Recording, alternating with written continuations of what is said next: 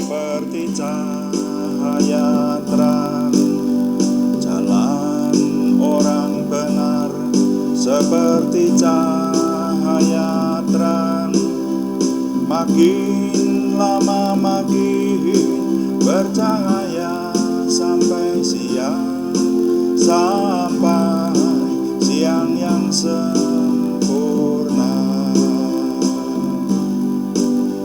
Jalan orang benar seperti cahaya terang. Jalan orang benar seperti cahaya terang. Makin lama makin bercahaya sampai siang, sampai siang yang sempurna.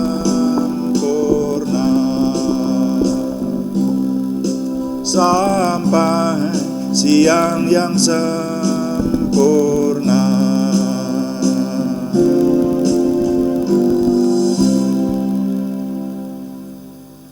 Bapa, kami mengucap syukur untuk malam hari ini. Tuhan memberkati kami mau mempersembahkan doa malam kami. Tuhan yang memberkati semua yang kami kerjakan, baik ketika kami menyembah, memuji Tuhan, kami merenungkan firman-Mu, dan kami melayani Tuhan dengan doa. Semuanya menjadikan nama Tuhan dimuliakan, kami semua diberkati. Terima kasih Bapa di surga. Dalam nama Tuhan Yesus Kristus kami berdoa. Haleluya. Amin. Selamat malam Bapak Ibu Saudara sekalian yang sudah bersama dengan kami dalam doa malam hari ini. Doa malam melalui online ini diadakan secara iman Kristiani dengan dasar keyakinan kepada Tuhan Yesus Kristus, Yeshua HaMasiah, Isa alaihi salam, Juru Selamat dunia, Imam Besar Agung kami. Dan firman Tuhan yang didokumentasikan dalam kitab suci Perjanjian Lama serta Perjanjian Baru menjadi pegangan kami, menjadi pegangan kita sekalian. Nah, saudara sekalian, saya selalu mengingatkan bahwa doa malam itu didedikasikan untuk menjawab pertanyaan. Karena itu kalau ada saudara yang memiliki pertanyaan rohani yang kami bisa menjawab, maka silahkan dikirimkan kepada kami, nanti akan dijawab dalam doa malam. Jadi yang doa malam berbeda dengan yang doa pagi, saudara. Ya, doa pagi yang jam 5 setiap hari, itu temanya adalah mempersiapkan kemenangan dan membaca Alkitab secara keseluruhan, mulai dari kitab Kejadian, dan kita berdoa supaya kita dapat menyelesaikannya sampai kitab Wahyu ayat terakhir ya. Nah, untuk kali ini kami masih ingin menjawab pertanyaan dari Ibu Endah Tri di Salatiga yang menanyakan suatu kasus. Jadi ini pertanyaan menyangkut kasus tertentu. Yang ditanyakan oleh Ibu Endah Tri adalah demikian: ada sepasang suami istri seiman yang hidup normal dan bahkan sudah melayani Tuhan, tetapi 2 tahun terakhir suaminya menjadi jahat, berselingkuh, bahkan sudah tidak pulang selama berhari-hari, bahkan berbulan-bulan, saudara. Nah, menghadapi hal-hal yang terjadi dalam kehidupan sehari-hari, sang istri sudah tidak kuat lagi hidup bersatu dengan suaminya. Pertanyaannya, bagaimana menghadapi kasus yang seperti ini? Dan pertanyaan berikutnya adalah, apakah perceraian suami istri itu merupakan kutuk keturunan? Artinya, kalau orang tua atau nenek moyangnya pernah mengalami perceraian, nanti akan menurun kepada keturunannya juga akan bercerai, semacam itu. Yang sudah kita jawab, karena pertanyaan dari Ibu Endah Tri ini sudah kita jawab dalam beberapa doa malam yang lalu, yang sudah mulai kita jawab tentang perceraian. Bahkan juga sudah mulai kita cermati tentang seseorang yang hidupnya berubah jahat. Nah, itu diperkirakan kenapa dan seterusnya sudah kita jawab. Dan yang terakhir yang kemarin sore adalah tentang peperangan roh. Jadi mencermati kasus ini, maka suami yang sudah berselingkuh bahkan lebih dari satu wanita, nah itu sudah pasti dikuasai oleh roh perzinahan. Nah yang harus dilakukan yang pertama itu harus melakukan doa peperangan, yaitu mengusir roh perzinahan itu dari orang tersebut dalam nama Tuhan Yesus Kristus. Nah, secara kerohanian, cara yang kita kenal adalah dengan berdoa, dan lebih dahulu harus melindungi orang-orang yang kita kasihi, keluarga kita. Jangan lupa itu setiap mau melakukan pengusiran roh jahat dalam nama Tuhan Yesus Kristus, itu harus didahului dengan menyerahkan orang-orang yang kita kasihi. Bahkan seringkali saya menyebutkan posisi properti yang Tuhan anugerahkan kepada kita supaya dilindungi lebih dahulu, sehingga kalau kita mengusir roh jahat, maka roh jahat itu tidak mengganggu di tempat lain, saudara. Nah, baru kita mengusir roh perzinahan, disebutkan dari nama suami yang bersangkutan, dilepaskan dari kuasa kegelapan, dari roh-roh jahat, dari roh perzinahan dan roh-roh lain yang kemungkinan ada pada orang tersebut. Nah, pengalaman saya menunjukkan bahwa namanya doa peperangan itu bisa juga menang dan bisa juga kalah, saudaranya. Dan yang jelas menuntut waktu, ya, memerlukan waktu maksudnya, seperti itu. Jadi kalau doa peperangan yang dimenangkan itu tekun didoakan sampai menang. Tapi kalau tidak tekun, ya saya mendampingi saudara-saudara yang melakukan doa peperangan tapi tidak tekun. Nah ya akhirnya kalah, saudara, akhirnya bercerai, ya, seperti itu. Tapi kalau yang menang ada lebih banyak lagi. Yang menang artinya si suami itu kembali menjadi suami yang baik, bertobat, dan kembali kepada keluarganya, dipulihkan, seperti itu. Itu yang menang. Nah, itu memerlukan ketelatenan dan keteguhan iman, kekuatan dari orang-orang yang melakukan doa peperangan itu. Jadi ini namanya peperangan roh, ya, peperangan di dimensi rohani.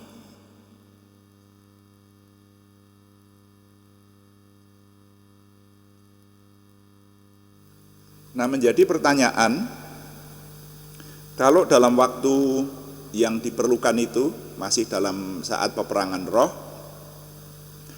tetapi orang yang didoakan, suami yang bersangkutan, itu malah semakin tidak keruan, bagaimana? Nah, itu memang namanya saja peperangan.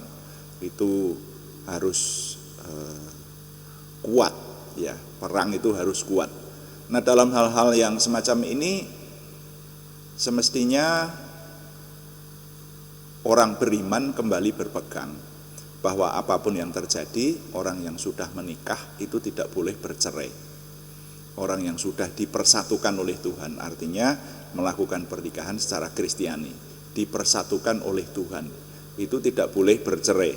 Ada ayatnya ini di Matius pasal 19 ayat 4 sampai dengan ayat 6, saya baca ya sebagai dasar perenungan kita juga. Matius pasal 19 ayat 4 sampai 6, ini pernyataan Tuhan Yesus sendiri. Tuhan Yesus menyatakan, jawab Yesus, tidakkah kamu baca bahwa Ia yang menciptakan manusia sejak semula menjadikan mereka laki-laki dan perempuan. Dan firman-Nya, sebab itu laki-laki akan meninggalkan ayah dan ibunya dan bersatu dengan istrinya, sehingga keduanya menjadi satu daging. Demikianlah mereka bukan lagi dua, melainkan satu. Karena itu, apa yang telah dipersatukan Allah tidak boleh diceraikan oleh manusia. Jadi apapun yang terjadi tidak boleh bercerai. Itu menurut firman Tuhan, ya. Kalau kita konsekuen menurut firman Tuhan. Jadi kalau seorang suami menjadi nakal dan bertindak jahat terhadap istrinya, maka jawabannya ya tetap tidak boleh bercerai. Seperti itu. Nah, sekarang kita menghadapi kemungkinan ke depan itu terus bagaimana menghadapi semacam ini. Makanya judul renungan kita hari ini saya beri judul menyikapi perlakuan yang jahat. Menyikapi perlakuan yang jahat. Nah, mari kita memperhitungkan ada beberapa kemungkinan. Ya, ini sekali lagi kita sedang mencermati sebuah kasus ya. Jadi belajar dari kasus ini. Istrinya menjadi terzolimi begitu. Ya, saya pakai istilah terzolimi. Ya. Jadi teraniaya lah. Kalau teraniaya kayaknya kok terlalu kasar ya. Terzolimi gitu ya. Nah, itu kemungkinan pertama, kalau suaminya tidak bertobat atau belum bertobat. Kalau suaminya belum bertobat, maka istri itu harus tetap menjadi istri Kristiani yang baik. Harus itu. Harus menjadi istri Kristiani yang baik. Karena di hadapan Tuhan sudah dipersatukan dan dulu juga sudah memilih sendiri kan. Ya, saya sering menyatakan ya agak untuk guyonan, tapi sebetulnya kalau direnungkan juga benar juga. Kalau berkeluarga, bersuami istri, kok suaminya nakal, itu yang salah siapa? Orang sering menjawab, ya yang salah suaminya atau yang nakal itu toh, gitu. Tetapi ada juga jawaban lain, yang salah istrinya. Loh, salahnya apa? Salah pilih. Itu saudara ya. Ini sedikit untuk guyonan tapi ya benar juga. Ya, kalau wanita di tanah timur ini kan tidak bisa memilih. Wanita itu dipilih, ya. Tapi wanita tetap bisa memilih. Kalau ditaksir seseorang mau atau tidak, artinya kan tetap punya hak untuk memilih, itu saudara ya. Nah, kalau sudah mau dan sudah membentuk keluarga, maka di hadapan Tuhan harus dipertanggungjawabkan. Dalam susah dan senang seperti apapun, maka tetap akan setia kepada pasangannya. Itu janji pernikahan yang dilakukan di depan altar gereja. Pada umumnya janji pernikahan kan seperti itu. Jadi tidak boleh bercerai. Jadi kalau suaminya tidak bertobat, maka istri itu harus tetap menjadi istri Kristiani yang baik. Harus melayani suaminya dengan baik, ya, tidak berubah. Nah, ia tidak dapat bercerai dari suaminya yang jahat itu. Nah, kalau si istri kuat, ya, mendampingi suami yang nakalan semacam itu, maka rumah tangganya akan tetap berlangsung dengan konsekuensi si istri akan merasakan terzolimi itu, ya, teraniaya itu selama hidup perkawinan mereka sebelum suaminya bertobat. Jadi sekali lagi ini kemungkinan pertama ini kalau suaminya tidak bertobat. Lalu si istri tetap menjadi istri Kristiani yang baik. Kalau kuat, maka ya konsekuensinya kalau suaminya belum bertobat selama hidup perkawinan akan terus terzolimi semacam itu. Kemungkinan kerawanan itu tetap ada. Seperti itu. Ini kemungkinan pertama. Ini kemungkinan pertama ya. Nah, sekarang kemungkinan kedua. Kemungkinan kedua, kalau suaminya tidak bertobat dan si istri tidak kuat. Wah, tingkah lakunya benar-benar menyakitkan. Karena nanti ada kasus yang saya dampingi juga, saudara. Itu si suami sampai menganiaya istrinya karena punya selingkuhan semacam itu, saudara. Ya, jadi ini kebangetan jahatnya. Dan itu bisa bertobat loh, saudara. Ya, jadi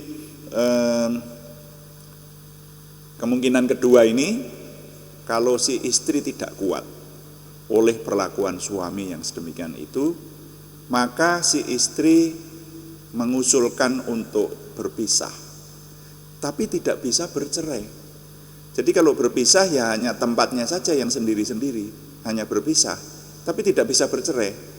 Itu saudara. Dan masing-masing tidak boleh menikah dengan orang lain. Itu sesuai dengan iman Kristiani. Ya. Jadi hanya status mereka bukan janda dan duda. Status mereka tetap bersuami istri, hanya mereka berjauhan. Jadi berdasarkan iman Kristiani, kedua-duanya tidak bisa menikah dengan orang lain. Itu kemungkinan kedua. Kemungkinan kedua kalau si istri benar-benar tidak kuat sama perlakuan suaminya itu. Nah, lalu kemungkinan ketiga. Kemungkinan ketiga ini ada yang karena tidak dapat dipersatukan lagi. Kepahitannya begitu mendasar sampai tidak bisa dipersatukan lagi. Ada kasus yang semacam itu. Maka salah satu memutuskan untuk minta cerai. Lalu mendaftarkan di pengadilan negeri dan mereka mendapatkan surat keputusan cerai. Surat pengadilan negeri memutuskan mereka bercerai.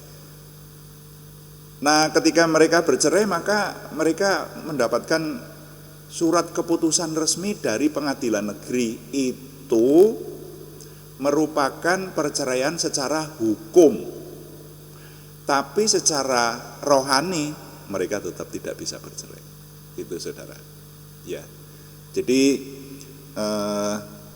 yang seringkali dipegang oleh orang-orang yang melakukannya itu, saya sudah cerai kok, dikatakan begitu. Iya, itu cerai secara hukum Indonesia, saudara. Tapi secara dimensi rohani di hadapan Tuhan, mereka ini tetap suami istri.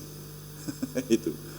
Makanya kalau yang bercerai semacam ini, kalau mereka masih ingin tetap menjadi murid Tuhan Yesus Kristus yang baik, mereka tidak boleh menikah dengan orang lain. Itu. Ya. Dan ini ada ayatnya. Lukas pasal 16 ayat 18. Ini ucapan Tuhan Yesus juga. Lukas pasal 16 ayat 18.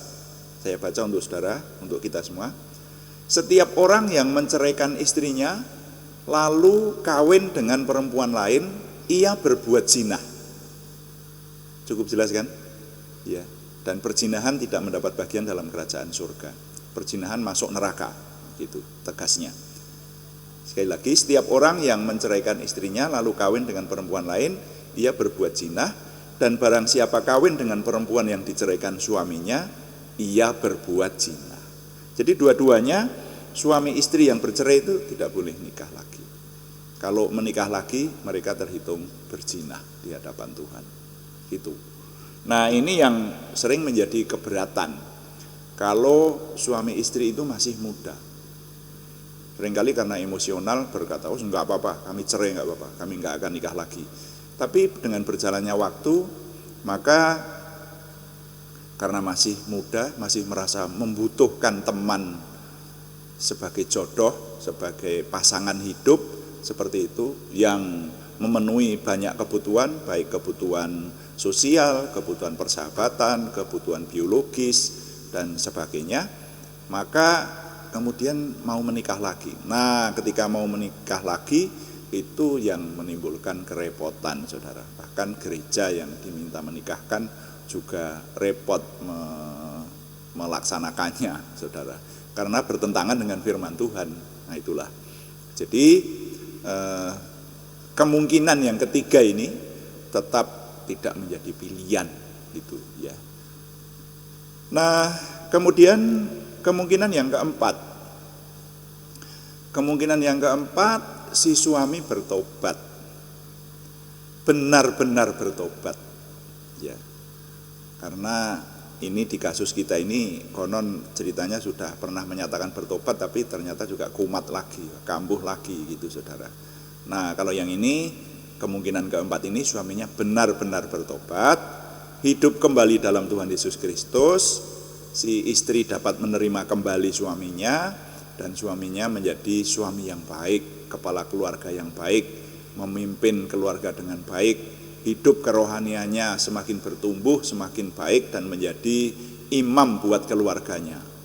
Ini yang akhirnya bisa membentuk keluarga, meraih damai sejahtera lahir batin.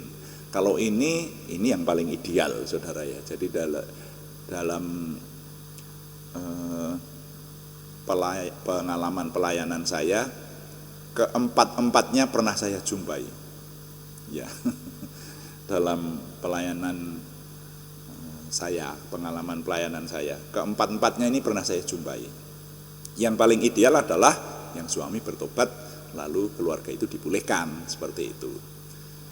Nah, menghadapi situasi semacam ini sering saya anjurkan untuk si istri memiliki pekerjaan, karena suami itu hatinya sudah bercabang. Hatinya sudah bercabang dan tidak sepenuhnya kepada istrinya, saudara. Nah yang semacam itu, maka supaya tidak tergantung kepada suami, maka lebih baik kalau seorang istri itu punya penghasilan, jadi bisa mandiri seperti itu ya, menghadapi situasi kalau situasinya belum terselesaikan, saudara ya. Nah apapun yang terjadi, hidup mesti tetap berlangsung, iya kan? Jadi kita menjumpai apapun dalam hidup ini, tapi hidup itu akan tetap berlangsung. Nah oleh karena itu, maka orang harus memikirkan bagaimana untuk hidup yang akan datang dari berbagai segi ya. Oleh karena itu jangan lupa,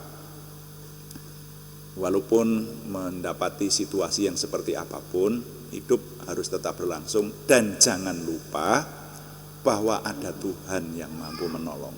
Jadi iman harus tetap dijaga kepada Tuhan. Ada Tuhan yang mampu menolong. Ada banyak yang ditolong Tuhan, saudara. Bahkan melewati pasang surut kehidupan, dinamika perkawinan yang sedemikian rupa, sekarang ada pembicara perkawinan tingkat nasional yang sudah dipulihkan, padahal sudah pernah meninggalkan rumah selama sekitar 10 tahun, bahkan sudah punya anak sama orang lain, saudara. Itu ya, tapi keluarganya dipulihkan, harmonis banget, sekarang menjadi hamba Tuhan dan menjadi pembicara tingkat nasional. Nah, makanya saya menganjurkan kepada istri yang terzolimi ini, saudara, mari kuat melakukan peperangan rohani sampai menang. Wah itu saudara ya, saudara-saudara yang ada di dekatnya, yang kenal sama beliau, terutama Bu Endah Tri, silahkan membantu melakukan doa peperangan ini. Nah selanjutnya, kalau sesuai dengan firman Tuhan semuanya sudah dilakukan, maka tinggal menunggu apa yang Tuhan izinkan akan terjadi. Itu yang akan kita tanggapi dengan hikmat dari Tuhan berikutnya ya. Kan kita ini tidak bisa kalau menghadapi sebuah kasus itu dikonseling lalu selesai, itu tidak bisa ya. Ya yang bisa adalah menganjurkan melakukan hal-hal yang harus kita lakukan sebagai orang beriman. Kita harus melakukan apa menghadapi kasus-kasus yang semacam ini. Selanjutnya kita berharap dari Tuhan yang menolong melakukan sesuatu, dan sekali lagi sudah banyak yang ditolong. Jadi dinamika kehidupan itu bisa terjadi kepada siapapun, tetapi Tuhan tetap menolong orang-orang yang mengungsi kepadanya, orang-orang yang datang kepadanya. Apapun yang terjadi, iman harus tetap terjaga, dan sekarang tinggal menunggu kalau semuanya sudah dilakukan sesuai dengan yang Tuhan mau, sesuai dengan firman Tuhan. Tinggal menunggu Tuhan ingin berkarya bagaimana kepada hidup saudara ya. Dan percayalah bahwa janji Tuhan yang mengatakan bahwa Tuhan tidak merencanakan kecelakaan dalam hidupmu. Tapi Tuhan merencanakan hari depan yang penuh harapan. Itu kita aminkan. Kita setuju bahwa Tuhan terus menolong orang-orang yang datang kepadanya. Saya rasa itulah jawaban saya kepada pertanyaan Ibu Endah Tri. Jadi ini jawaban terakhir untuk periode ini, kecuali kalau nanti muncul pertanyaan lagi, saudara ya. Kalau muncul pertanyaan lagi, ya kita jawab lagi. Tetapi untuk periode ini jawabannya sampai di sini. Jadi yang harus kita lakukan, kalau pertanyaannya harus bagaimana, seperti itu, seorang istri itu, maka yang tidak bisa ditawar adalah melakukan doa peperangan. Kemudian ada 4 kemungkinan yang terjadi tadi. Nah, kita menunggu yang mana yang akan terjadi kepada saudara kita, istri yang terzolimi itu. Tapi teman-teman yang kenal dekat dengan dia, silahkan membantu dengan doa peperangan dan bahkan juga sebisa mungkin membantu untuk mengatasi masalahnya. Setiap perenungan ada nilai yang harus kita serap, saudara. Karena itu dalam perenungan ini nilai yang dapat saya ketengahkan, saya susun dalam satu kalimat, bunyinya, segala kemungkinan dapat terjadi di dunia ini. Menghadapi segala kemungkinan, tetaplah beriman kepada Tuhan yang memberi pertolongan. Saya ulangi sekali lagi, segala kemungkinan dapat terjadi di dunia ini. Menghadapi segala kemungkinan itu, tetaplah beriman kepada Tuhan yang memberi pertolongan. Tuhan dipuji, amin. Mari kita melayani Tuhan dengan doa. Kita berkata, Tuhan, kuduskan hati kami, kuduskan tempat ini untuk kami dapat menyembah dan berdoa.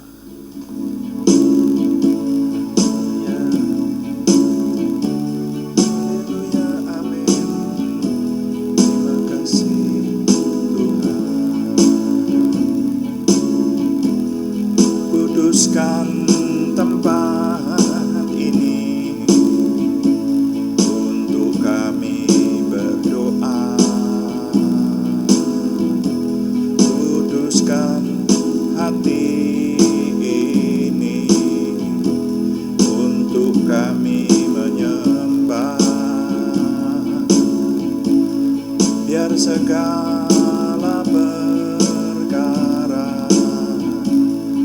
serahkan padamu, Yesus, dan Roh Kudus bekerja membimbing kami semua.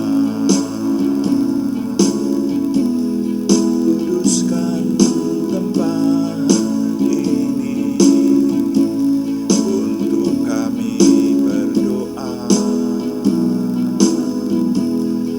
Kuduskan hati ini untuk kami menyembah.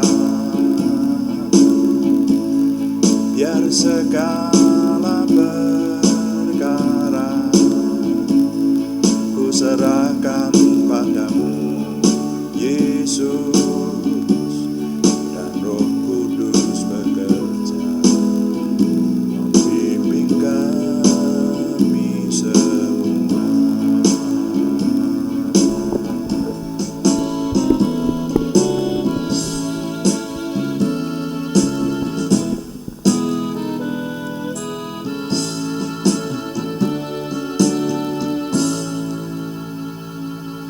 Bapa, tidak henti-hentinya kami mengucap syukur untuk semua limpah rahmat Tuhan, dan sekarang kami mengucap syukur untuk firman-Mu yang dapat kami renungkan dalam membahas pertanyaan dari Ibu Endah Tri Salatiga. Kami menyerahkan apa yang sudah kami renungkan.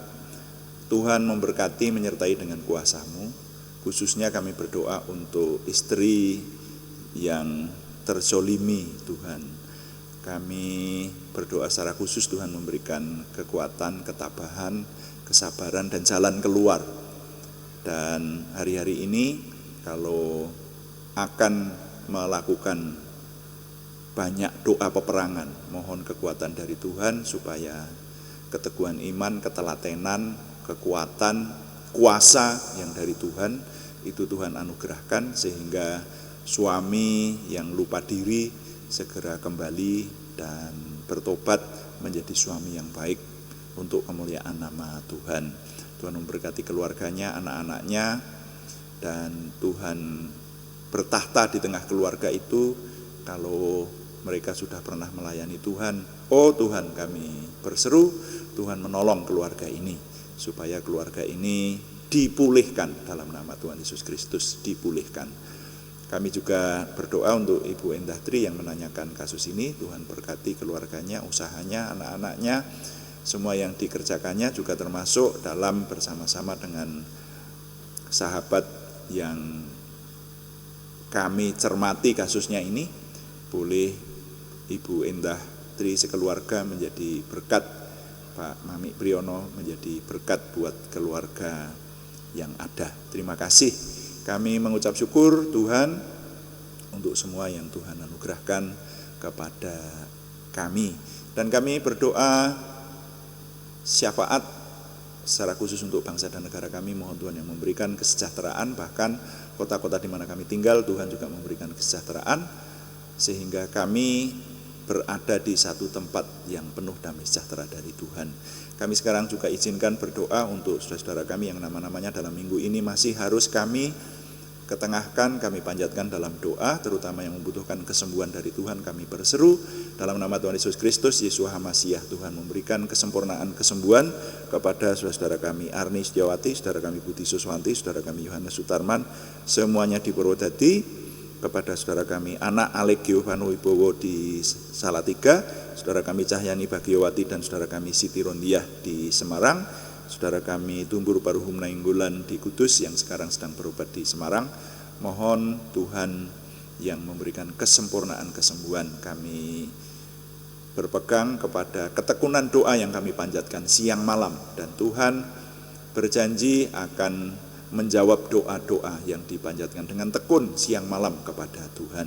Tuhan memberikan umur panjang, bahkan juga kepada saudara kami yang belum kami sebutkan namanya lagi, tetapi yang bersama dengan kami menginginkan kesembuhan dari Tuhan, kesempurnaan pemulihan. Tuhan yang memberkati, memberikan pemulihannya.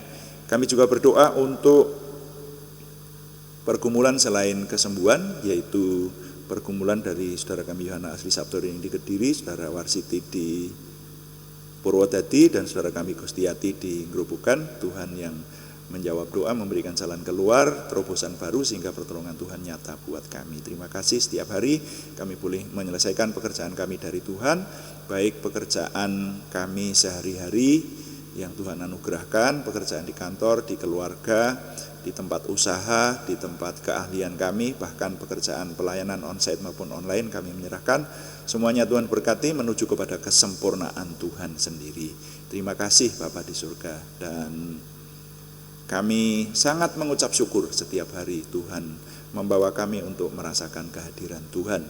Dengan ini setiap hari kami semakin merasakan kehadiran Tuhan di tengah kami, semakin memiliki pengenalan akan Tuhan, percaya diri bersama dengan Tuhan, antusiasme, optimisme, semangat dan bergairah menyambut masa depan kami untuk menang bersama dengan Tuhan. Terima kasih Bapa, kami mohon Tuhan yang menyempurnakan doa kami oleh pertolongan dan pimpinan Roh Kudus. Semuanya kami persembahkan dengan mantap percaya dalam nama Tuhan Yesus Kristus Juru Selamat kami. Haleluya. Amin. Demikian doa malam hari ini, dan kami tetap mengingatkan bahwa doa malam diadakan setiap hari Senin sampai Sabtu setiap jam 6 atau jam 18 waktu Indonesia Barat. Juga ada doa pagi setiap jam 5 pagi pada hari-hari yang sama. Kami mengucap terima kasih kepada saudara yang sudah menyampaikan dukungan apapun juga. Kami tetap mengharapkan dukungan Anda, setidaknya dukungan doa. Juga terima kasih yang belum memberikan subscribe, berkenan memberikan subscribe, like, komen, dan share, bagikan kepada teman-teman lain sehingga lebih banyak lagi yang diberkati bersama dengan kita. Selamat malam, Tuhan memberkati. Amin.